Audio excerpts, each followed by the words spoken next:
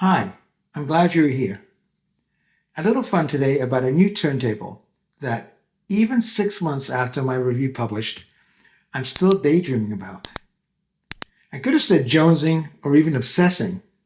Yes, my memory of the sound is that vivid and remains clear today.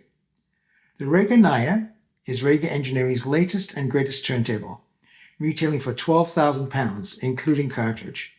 More on that later. Audiophilia was fortunate to publish the much ballyhooed turntable's first review, published late October last year. It received a star and was front and center of our end-of-year Products of the Year post and video. I'll link them all below. I was proud of the review as we didn't have a long time with the unit.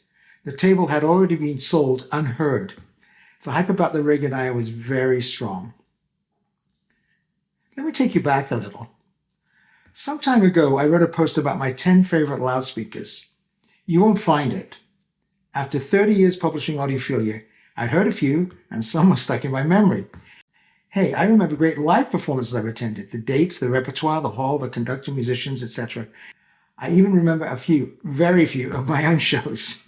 So why not gear? Well, after my post, I got crapped on for my great height. Anthony, take that down. You are not allowed to have favorites in your position as publisher and editor of Audiophilia. Well, of course, that's nonsense, but in those days, social media offenses were not looked on lightly, so I thought I'd best take it down. But after 6 months without the Naia, I really am still thinking about it, its looks, design, and very special sound. The Naia is the result of trickle-down from owner-designer Roy Gandy's kitchen sink table, the Naiad. The Naiad was a testbed turntable where Rega threw everything they knew at the design using very costly materials. They manufactured 40 Naiads to celebrate the company's 40th anniversary. If you could get one, it retailed for £29,999. Always looking ahead, Gandy distilled the best of the Naiad into a chewable chunk, the 12,000-pound Naiad, using many of the same design principles and materials found on the Naiad. Here's a slide with all the fancy pants materials. It's very impressive, and they work. Even more impressive is the design. Rega eschews most standard turntable design cues, mass, suspension, etc., for ultimate rigidity. The bracing and the space-age materials help to provide Rega with a platform for a turntable with mighty dynamics. The first notes I heard on the Naia included explosive, fast dynamics unheard on every previous Rega heard or owned. I've owned a planar 1, 3, 25, and 10. The planar 10 has things in common with the Naia, but the new table is in a different universe. The music I listened to, all LPs very well known to me, sounded divine, with beautiful temporal cues, superb sound stages with razor-sharp imaging. Everything sounded so natural without any analog affectation, just great records sounding as they should. The Naia comes fitted with Rega's top, new moving coil, the Aphelion 2. It's a superb match for the Naia, and its cartridge mounting, azimuth, VTA, etc., with non-Rega cartridges can be, well, let's say idiosyncratic. I see and hear no reason not to take advantage of the table cartridge special pricing. For some of you, though, this, like other Rega idiosyncrasies, it may be a non-starter. For me, even with my amazing in-house reference cartridges, if I was buying the Naia, I'd opt for the set, along with the $6,000 Rega or Phono stage that we used for the review. The three make a formidable combination. So, with my Rega history, my love at first sight with the Naia's looks and sound, am I buying and changing references? My reference is the very special Canadian-made pure Fidelity Mark II turntable, the conductor speed controller mounted with the spectacular Origin Live Enterprise Mark IV Tonearm.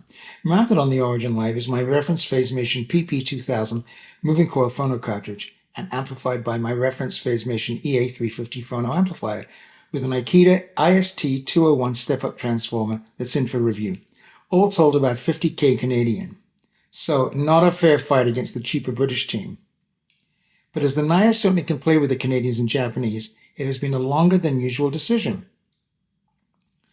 That said, knowing John Stratton of Pure Fidelity would immediately sail to the island and attack my home, I'm staying with the Canadians.